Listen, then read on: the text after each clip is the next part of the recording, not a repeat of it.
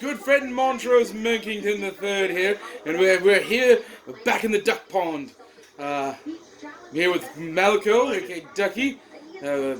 Matthew is here as well. I thought just move another way. Whoop. As you can see, Chelsea's here. However, I don't feel she'll be offering a whole lot of insight as to the happenings of the matches. So I don't think she'll be too upset if I'm blocking her. And she won't be, so there we go. Maybe we'll let her talk about Charlotte Flair for a bit. Let her go off.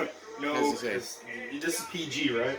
Well, it's YouTube. To an extent. Well, if I ever want to be monetized, I'd have to go back and re-edit and bleep them out.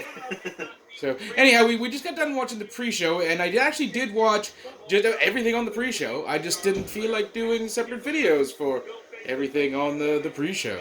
Yeah. Oh, Steve just got here, too. The opening, the first one was the Cruiserweight match. Yep. And there was a Drew Gulak. He retained. He retained. So that's really about all that needs to be said. It was fine. It was a Cruiserweight match.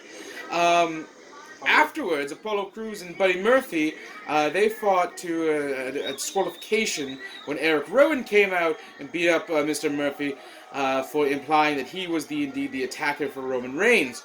To which one fellow in the audience yelled out, what did he yell again? Stitches get stitches.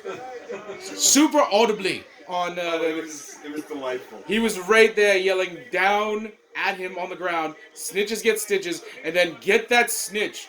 So he was clearly on Eric Rowan's side. Yeah. And then finally, we saw the Iconics take on Alexa Bliss and Nikki Cross, which was weird because it was a heel versus heel match, which you hardly ever see. Yeah, but we all really like Buzz Lightyear now. We do.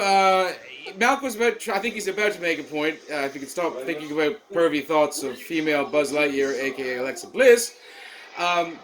Yes, Nikki Cross technically is kind of a face because she's an unwitting participant in Alexa Bliss's heelish behavior. yeah, exactly. So it passes, I guess. Oh, and we also had Edge come out and give a spear to Elias, who sang the most delightful song about Toronto. It really was. It was spot on, every bit of it. Every bit of it, spot on. Steve's just standing there like, yep, okay, sure, why not? Well, he said you. I just woke up 15 minutes ago, so. Oh, you missed it. He sang about, you know how I'm in Toronto, because you are people who just never seem to give up.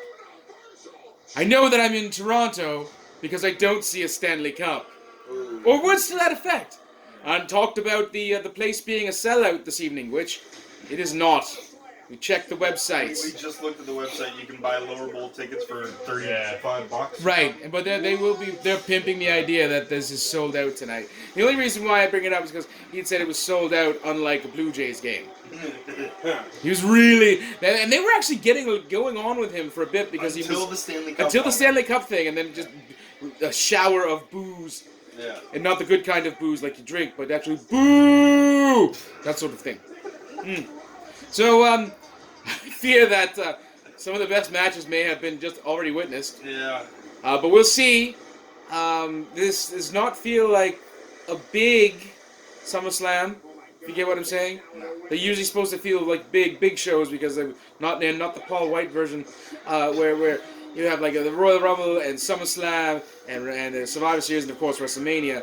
And SummerSlam is supposed to be one of those big four. That it doesn't feel like that. It doesn't. It just seems like an off pay-per-view. It really does. So, but maybe we'll be pleasantly surprised. Who knows?